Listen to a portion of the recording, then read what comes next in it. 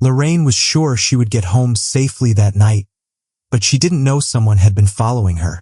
He came up to her and pushed her into a narrow space between two shops. That dark walkway would be the last place Lorraine Cox was ever seen alive. Music. It was the end of August 2020, and across England, life was slowly starting again.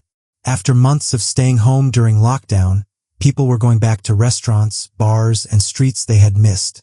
In the city of Exeter, 32-year-old Lorraine Cox was ready to enjoy normal life again. She had come back to town to visit her family and see old friends, something she had wanted to do for months. That night, she went out alone, excited to enjoy the freedom that had been gone for so long. Lorraine spent the evening drinking, laughing, and talking with friends in the city center. When the clock got close to 2 a.m., she decided it was time to leave. Even though she was a little drunk, she said no when friends offered to walk her home. In a quiet city like Exeter, it was normal to walk home by yourself. Lorraine probably felt safe and thought she would be fine. But what she didn't know was that someone had been watching her. Security camera videos found later would show Lorraine walking through the empty streets, not knowing about the person following behind her. A man with his hood pulled down followed her from several meters away, copying every turn she made. For over a kilometer, he followed her through the dim streetlights, never getting attention, never making a sound. The next morning, people noticed Lorraine was gone. Her father, Tony, thought she might have spent the night with someone she knew. But as hours passed with no calls, no messages, and no sign of her, worry quickly turned to fear. Her phone went straight to voicemail. Text messages from friends and her fiancé Elise were not read. As the day went on, the silence became scary. Then, on September 2nd, something strange happened. Lorraine's Facebook suddenly showed a new update. Her location had changed to Plymouth, a city about 45 miles away. That same day, her father got a confusing message from her account saying she had moved, but the words didn't sound like Lorraine, and the timing made no sense. Why would she leave so suddenly without saying goodbye? Even more worrying, Lorraine had type 1 diabetes and needed insulin shots every day to survive. She always carried her supplies with her and kept extras at her father's house. The idea that she would leave town without them, without even telling Elise or her family, made no sense at all. By September 3rd, everyone was scared. Lorraine Cox was reported missing, and what started as a fun night out was now turning into something much worse. With Lorraine now officially missing, police began looking into where she had been last. Officers started by talking to her friends, the ones who had been with her at the pub that night. Each of them said the same thing. Lorraine had left by herself shortly after 2 a.m., saying she was fine walking home. That single choice now seemed very scary. Detectives looked at the city's security cameras, putting together a timeline from different video clips. The first clear video showed Lorraine outside a store, bending down to tie her shoe. Without her knowing, a man stood nearby on the opposite corner, partly hidden in shadows. When Lorraine started walking again, so did he, quietly following at a careful distance. What came next was a scary series of events caught by many cameras. Video after video showed the same man following Lorraine, keeping a measured distance behind her as she walked through Exeter's quiet streets. His hood stayed up, his movements were careful, never getting close, but never letting her out of his sight. On one street, a camera caught both of their faces clearly, the only time you could see them together. As the videos continued, something changed. The man started getting closer to her. At one point, he seemed to say something. Lorraine's body language became tense. She stepped back, looking uncertain. Her face turned toward him as if trying to understand what he was saying. Then she walked away only to stop a few moments later. The man caught up to her, and from that point on, they walked together. The next images were even more worrying. Lorraine's jacket had fallen from her shoulders. She had taken off one strap of her backpack. The man walked beside her, his hood now down and his hand gently placed on her back as if guiding her. It was hard to tell from the unclear video what was happening between them, but something was clearly wrong. They turned down a narrow alleyway between two shops, leaving the main road. The passage was dark and empty. There, the last camera caught a final disturbing scene. Lorraine stood with her legs slightly apart, her body stiff, her shoulders bare. The man reached toward her and then nothing. The video ended. That alley was the last place Lorraine Cox was seen alive. For investigators, the next step was to find out who the man in the video was.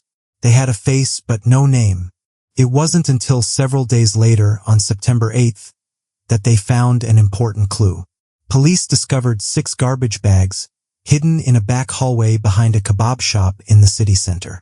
Inside the bags were human remains, arms and legs cut up and wrapped in plastic.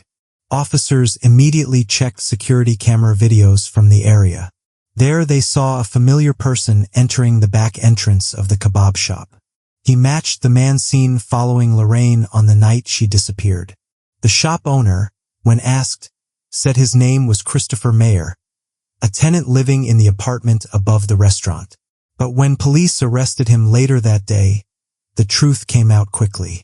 The man's real name was not Christopher Mayer. He was Azam Mangori, a 23-year-old man from Iraq living illegally in the UK.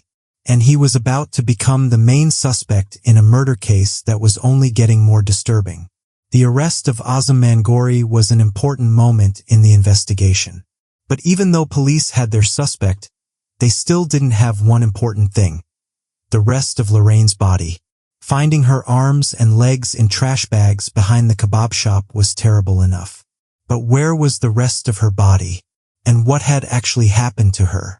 As detectives learned more about Mangori's background, more scary details started coming out. Though he had been living under the fake name Christopher Mayer, Mangori was actually an undocumented immigrant from Iraq. He had been staying in the apartment above the kebab shop, and security camera videos showed him coming and going from that place many times in the days after Lorraine's disappearance. One video showed Mangori going into a hardware store where he bought garbage bags, duct tape, and cleaning supplies. In another, he was seen leaving his building with a large sports backpack, stuffed and heavy, before taking a taxi to a remote wooded area called Tin Pit Hill. It was there, under a pile of logs, that police later found the missing parts of Lorraine's body, her torso and her head. Back at Mangori's apartment, forensic teams found even more proof. Lorraine's personal belongings, her backpack, clothing, phone, and even her driver's license, were found either thrown away or destroyed. Her SIM card had been removed and flushed into a nearby drain. Her credit card, broken in half, was hidden in his trash.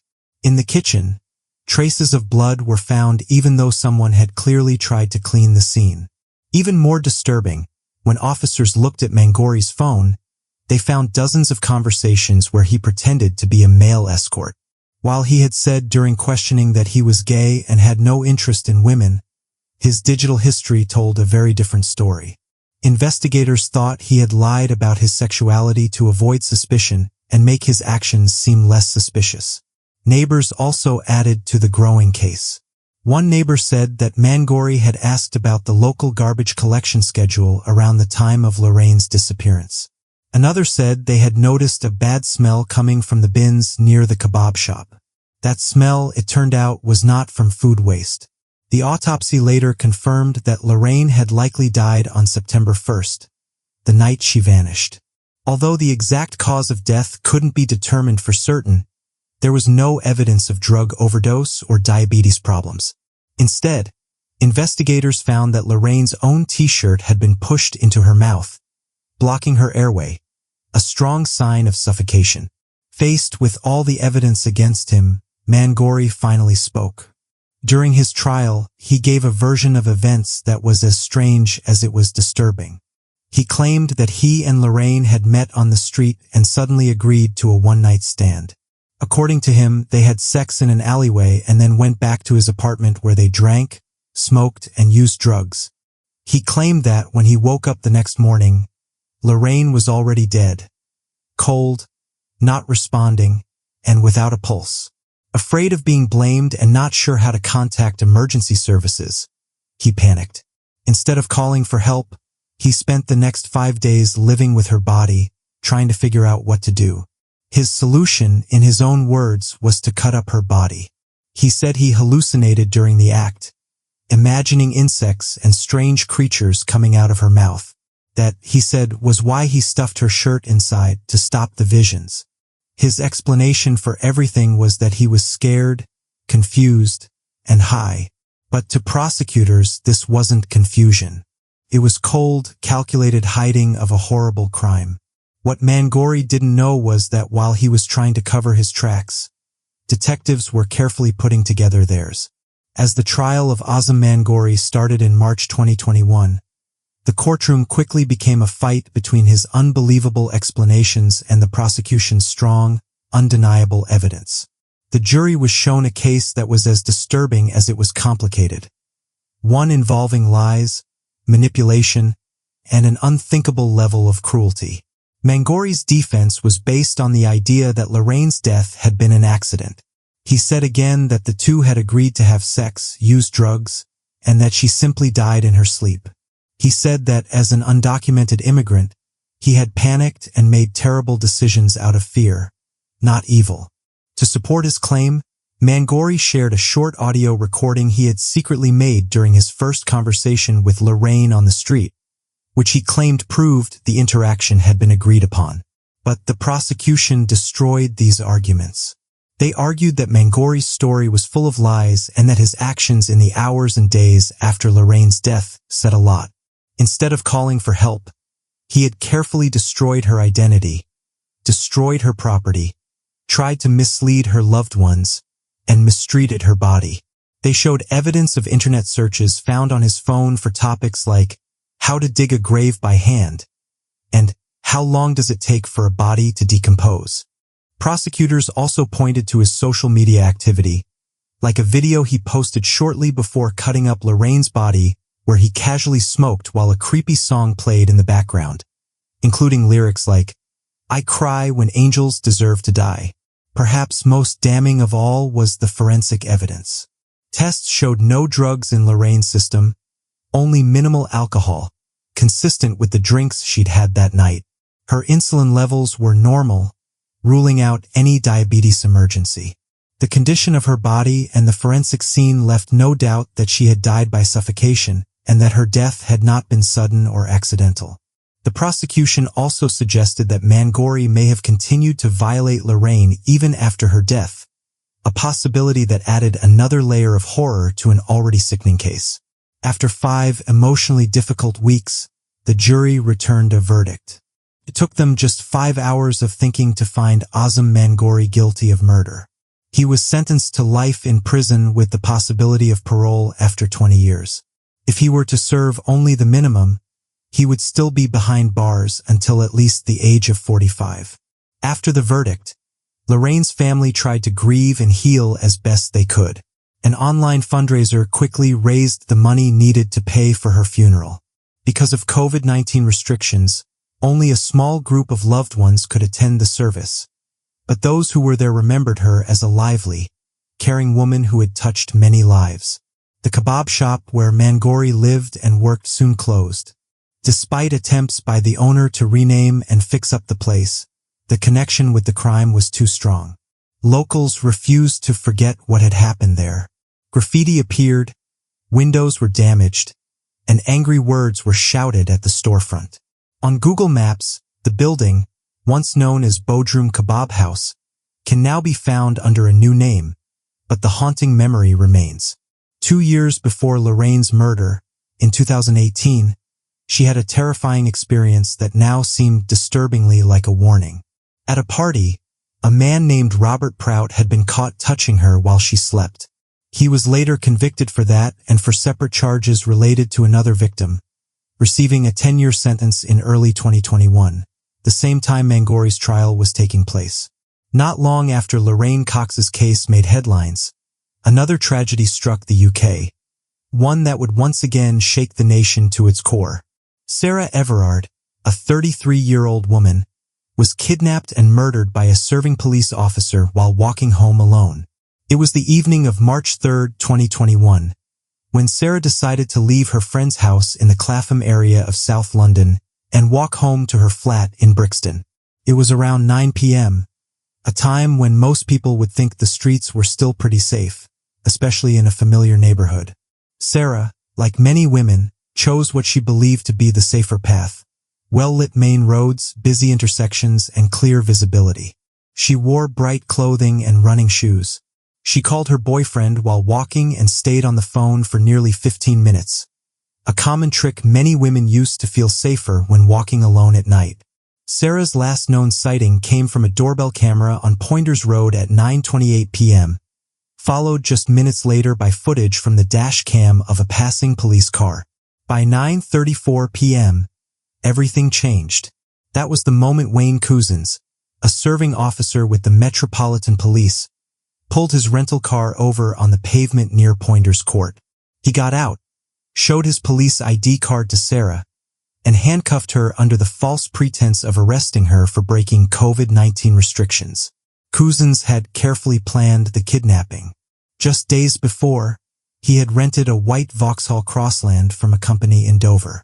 On the day of the crime, he completed a 12-hour shift at the U.S. Embassy in London, then drove to collect the rental car. CCTV and license plate tracking later showed his movements across Earl's Court and Battersea Bridge before circling back to Clapham. He parked just as Sarah was passing by, his timing chillingly deliberate. Witnesses remembered seeing a man and a woman next to a vehicle around that time. Bus CCTV footage confirmed the same. In one clip at 9:35 p.m., Couzens and Sarah are seen standing beside the rented vehicle. At 9:38, another camera captured the car driving away, carrying them both toward Kent. By 11:43 p.m., the rental car was spotted in Dover. There, Couzens transferred Sarah into his personal vehicle, a seat. It's believed that between midnight and 1:45 a.m. on March 4th, he raped her. At 2:34 a.m., Couzens was recorded buying drinks at a local petrol station. According to forensic evidence, Sarah was likely already dead by then, having been strangled with his police-issued belt. The horror didn't end there. Couzens drove to a wooded area near Ashford called Hode's Wood, where he owned a small plot of land. His vehicle was caught on CCTV between 3:22 and 6:32 a.m., and by 8:26 he had returned the rental car. Before the morning ended, he drove to Sandwich, Kent, and threw away Sarah's phone in a stream. Sarah was reported missing later that same day when she failed to meet her boyfriend as planned. The first reaction from police was routine, an adult woman possibly just off the grid for a few hours. But as the hours turned to days and Sarah's phone remained silent, concerns grew rapidly. Friends and family flooded social media with photos and pleas. Posters went up. The search widened. The Metropolitan Police investigated. It didn't take long before they began putting together surveillance footage that mapped out Sarah's final steps and the man who had taken them with her. What they would soon discover would not only devastate a family but send shockwaves throughout the entire country. As the hours turned into days, Sarah Everard's disappearance became front-page news. The media coverage was constant, but so was the effort from her family, friends, and the public. Social media campaigns calling for her safe return flooded timelines, and photos of her smiling face were plastered across London. Still, there was no sign of her until March 9th when a major breakthrough occurred. That afternoon, the Metropolitan Police confirmed that a serving officer had been arrested in connection with Sarah's disappearance. The suspect's name was Wayne Couzens. News of his arrest sent shockwaves through the public. People were stunned, not just because someone had been taken into custody, but because the man in question wore a badge. He was one of the very people trusted with protecting the public. And now he was the center of a murder investigation. The following day, on March 10th, police searched a wooded area near Ashford in Kent. There, hidden in a builder's bag and covered with leaves, they discovered human remains. The remains were later confirmed through dental records to be Sarah's. She had been found less than 100 yards from a piece of land owned by Couzens. As details emerged, the public's horror only deepened. It was revealed that Cousins had used his position as a police officer to deceive and restrain Sarah. He took advantage of the COVID-19 lockdown rules at the time, pretending to arrest her for breaking restrictions. In reality, it was all a lie, a manipulation created to make her feel powerless, to stop her instinct to resist. Investigators quickly traced his actions leading up to the kidnapping. CCTV footage, automatic number plate recognition, and mobile phone data all painted a chillingly detailed picture. Cousins had spent days preparing. He had booked a rental car well in advance. He had bought items used to get rid of Sarah's body. He even took time off work following the crime, trying to clean and cover his tracks. Police also discovered that just 3 days after the murder, Cousins was treated at a hospital for self-inflicted head wounds. He had told staff he was experiencing stress due to family issues. At the time, no one suspected that he was the subject of a growing manhunt. Meanwhile, his colleagues at the Metropolitan Police were dealing with the unthinkable, that one of their own had not only committed a murder but had done so by using his badge as a weapon. The public reaction was swift and angry. Protests erupted across London. The hashtag Sarah Everard became a rallying cry for women everywhere, sharing their own stories of fear, harassment, and abuse in public spaces. On March 13th, a vigil organized in Clapham Common near the place Sarah was last seen drew hundreds. Women brought flowers, candles, and handwritten notes. But what began as a peaceful gathering quickly turned tense. Police officers moved in to enforce COVID-19 regulations, and photos of women being forcibly removed from the crowd sparked even more outrage. To many, the sight of women being detained while honoring another woman who had been killed by a police officer was more than just ironic. It was enraging. Politicians, activists, and citizens demanded answers. How could this have happened? How could someone like Wayne Cousins, who had shown troubling behavior even before joining the Met, be given a badge and a gun? Internal investigations revealed that Cousins had previously been linked to allegations of indecent exposure, incidents that were either poorly investigated or dismissed altogether. These missed red flags raised even more questions about police accountability and the systems in place to check those in power. Sarah's murder was no longer just about one man's horrible crime.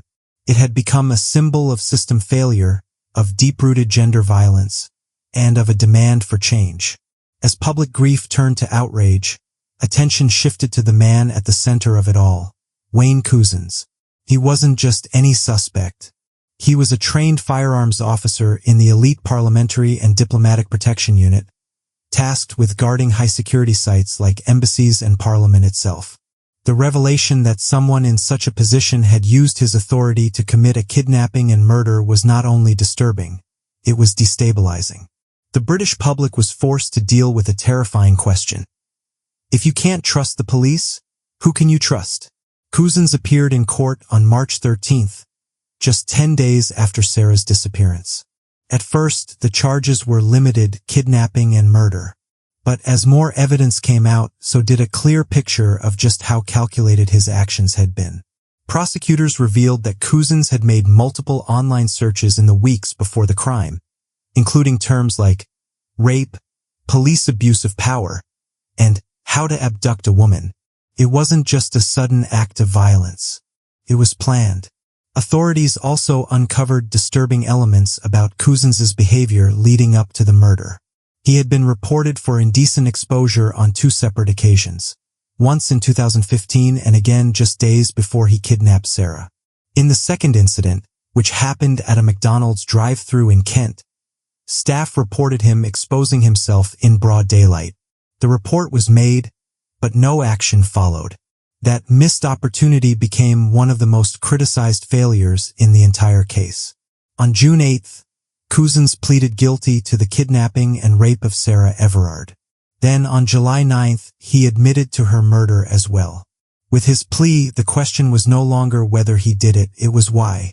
What drove a 48-year-old father of 2 with a wife and stable job to commit such a monstrous act? Psychiatric evaluations ordered by the court revealed no evidence of mental illness. Cousins was not insane, nor was he acting under some uncontrollable impulse. He had planned every aspect of the crime, from renting the car to selecting the location to choosing his victim. It was an act of entitlement, cruelty, and complete abuse of power.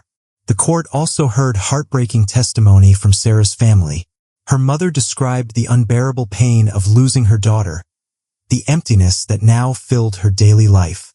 Her father, in a composed but devastating statement, looked Cousins in the eye and asked, "No punishment you receive will ever compare to the pain you have caused." The judge, Lord Justice Fulford, didn't hold back. In his sentencing remarks, he called the crime devastating, tragic, and wholly brutal. He noted that Cousins had gone to extraordinary lengths to deceive, dominate, and ultimately destroy a life, all while hiding behind the authority of the police uniform. On September 30th, 2021, Wayne Cousins was sentenced to life in prison without the possibility of parole. It was one of the rare instances in British legal history where a whole life order was imposed, a sentence usually reserved for the most terrible of crimes. The message was clear. This was beyond unforgivable. Yet for many, the sentence was not enough to restore trust. Sarah's case had exposed not just one predator in uniform, but cracks in the system itself. Cracks that allowed a man like Cousins to slip through background checks, dodge consequences for past offenses, and carry a badge that made his victim feel she had no choice but to comply. Justice had been served, but the damage went far deeper. Trust, once broken, is not so easily repaired. The sentencing of Wayne Cousins brought a legal conclusion to one of the most shocking crimes in recent British memory. But for the public, especially for women across the UK, the story was far from over. Sarah Everard's death became a symbol of something much larger. The daily fear, silence, and vulnerability that many women had long been forced to accept as normal. In the days following the trial, Sarah's name was chanted at protests, written on signs, and shared across social media by women telling their own stories of harassment and intimidation. The message was clear. Sarah had done everything right. She wore bright clothing. She stuck to main roads. She called her boyfriend while walking. And still, she was taken. The Metropolitan Police faced intense backlash, not only for the failures that allowed Wayne Cousins to remain in uniform despite multiple red flags, but also for how they handled the aftermath. The crackdown on the Clapham Common Vigil had deeply upset the public. Images of women being pinned down by officers while mourning a woman killed by one of their own felt like a betrayal too bitter to ignore. Political leaders were quick to respond. Home Secretary Priti Patel called for an independent inquiry into how Cousins had slipped through the vetting process. London Mayor Sadiq Khan demanded urgent reforms in how the Met handles misconduct complaints. The government launched a national strategy aimed at tackling violence against women and girls. Though critics argued that policies alone weren't enough, public trust in the police was fading. Women began sharing tips for staying safe, not from strangers, but from those in authority. Viral posts warned women not to get into cars with lone officers, to question arrests, and even to run or call 999 if they felt unsafe, even around someone in uniform. For many, that shift in mindset was the most haunting legacy of Sarah's case. The impact extended into law enforcement itself. In the months after Cousins' sentencing, dozens of serving officers across the UK were investigated for misconduct or abuse-related offences. The case had cracked open a long-ignored culture of silence, forcing departments to deal with the truth that Sarah's murder had made impossible to ignore. Meanwhile, Sarah's family tried to find ways to move forward. Her mother spoke publicly about the heartbreak of not only losing a daughter but of knowing how her final hours were spent. "We are broken," she said in a statement, "but we are determined that Sarah's legacy will be one of change, not fear." Organizations like Reclaim These Streets and Sisters Uncut gained momentum, pushing for system reform, better support for survivors, and greater accountability from public institutions. The movement wasn't just about honoring Sarah. It was about refusing to let her death be reduced to a tragic footnote. In time, some changes did come. Police training was updated. Vetting protocols were tightened. Public awareness campaigns were launched. But many argued that true change would take years, perhaps generations, and that it required not just policies but a shift in culture. Sarah Everard was not a politician or an activist. She was a marketing executive, a daughter, a friend. She liked art, travel, music, and long walks. Her story resonated not because it was extraordinary, but because it was painfully ordinary. She did what millions of women do every day, walk home, and she never arrived. Her name now lives on as both a warning and a call to action. A reminder that safety is not a privilege but a right, and that justice is not the end but only the beginning of change. If you've made it this far, please don't forget to leave a like and subscribe. Also add your opinion in our comments. Thank you very much. I will see you in the next video.